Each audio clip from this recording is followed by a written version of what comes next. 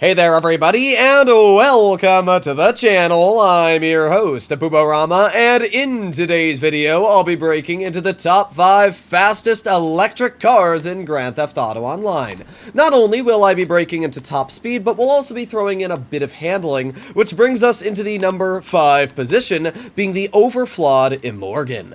Now the Imorgan, I'll be honest, it's not the nicest looking car. I don't like the rear end that much. I don't think the front's the most appetizing. It's just not the best looking sports car available. However, while only achieving a top speed of 107.25 miles per hour, this vehicle is absolutely insane on acceleration and overall handling, achieving the 9th best lap time in all of the sports class. That is impressive, judging that there's over 100 sports cars in the game at this point. That's actually not bad at all. So the Imorgan, it surprises me. It's a vehicle that is really dang slow, but especially for beginners, it is an incredibly good electric car for people to mess around with in the sports class because it's fast, it's got great handling, and the acceleration allows you to quickly recover from any mistakes if you do plan on racing. So the Imorgan, actually a pretty solid electric vehicle. Up next, in the number 4 position, we have the Ocelot Virtue, an absolutely incredible supercar. First of all, it looks amazing. The Virtue is based off the Lotus Evija, I don't know how to pronounce it, but it's an electric supercar in real life, which has a ridiculous top speed. It's one of my favorite cars in Forza 5 as well, and in GTA, it's honestly pretty crazy to drive. It's got the fastest acceleration for any normal vehicle in the game. So if you disclude any rocket vehicles, this thing is incredibly fast. It is the 11th best lap time for all of the supers, which is pretty impressive, judging that the vehicle only achieves a top speed of 119 miles per hour. So the Virtue it's just a really, really good supercar. And even better than that, you can also turn this into an HSW variant, which means it can survive upwards of 10 sticky bombs, 12 homing missiles, it can run a missile lock-on jammer, or a remote control unit. It's just an incredible car. Add that into the fact that it looks incredible. It's actually got a really cool interior, which is rare.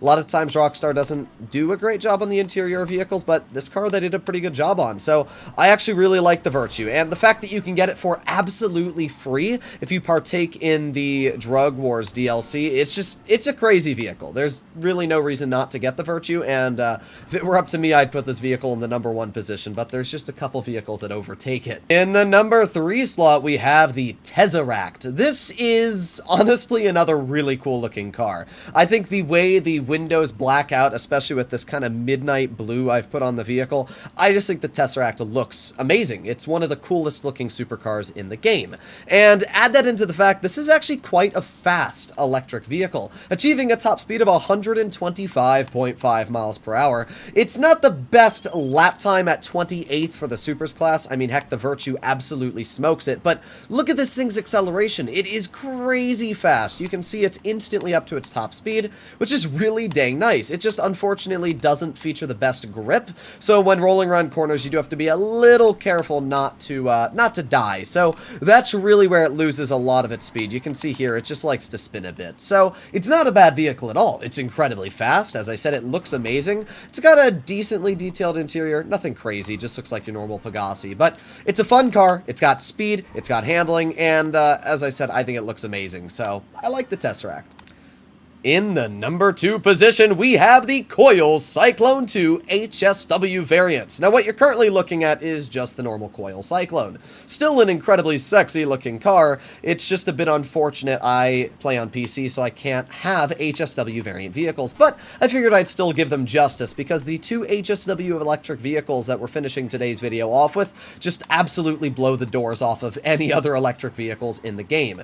The HSW Coil Cyclone 2 achieves an absolutely ridiculous top speed of 141 miles per hour. That is crazy fast. It absolutely blows the doors off a lot of normal vehicles in the game, even normal combustion engine cars. First of all, the Coil Cyclone 2's top speed puts it in the 4th fastest for all supers in the game. That's crazy. Add that into the fact it's the 2nd best lap time, and yeah, you don't mess with the Coil Cyclone 2. It's fast, it looks amazing, and it's just a great vehicle in general. When it comes to electric cars, that is the best in the supers category. It is just ridiculous ridiculously fast, and it's honestly a really fun car to drive. Just driving the normal Coil Cyclone's already pretty fast, but I mean, this thing only goes at a top speed of around 116, so yeah, it doesn't even get close to the speed the Coil Cyclone 2 features. As a dishonorable mention, we have the Rocket Voltec. Normally, I'd say an honorable mention, but I thought I'd just throw this in here for a bit of a meme, because the Rocket Voltec is quite possibly the most useless electric vehicle in the game.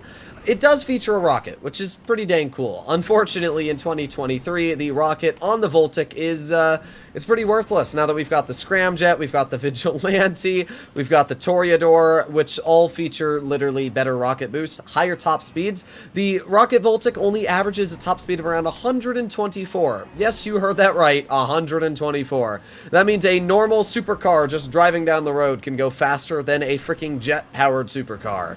Yeah, that's kind of stupid. So, overall, the Rocket Voltec, it's kind of a fun electric vehicle, but for the price tag, its handling, and everything going for it, it's pretty dang useless. But technically, it is one of the fastest electric vehicles available in the game.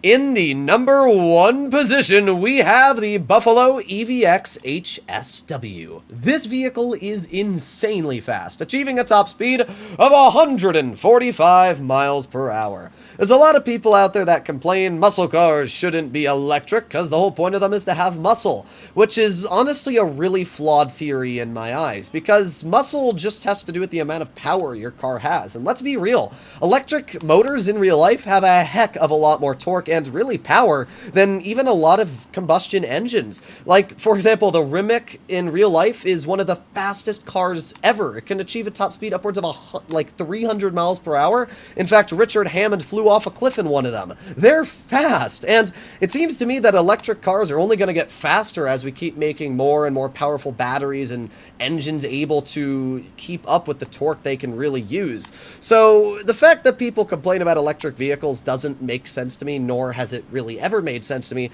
which is why I really like the Buffalo EVX. It's, first of all, I think it looks really cool. I think the livery options on the vehicle are great, and not only that, but the car just is fast. It features, as I said, a top speed of 145, placing it in the second fastest for all the muscles. Not only that, but it also features the second best lap time for all the muscles. So it is incredibly good on handling. It's incredibly fast. It also features Amani Tech upgrades. So that means this vehicle can survive 10 sticky bombs and 12 homing missiles. Add that into the fact that it can run a missile lock-on jammer.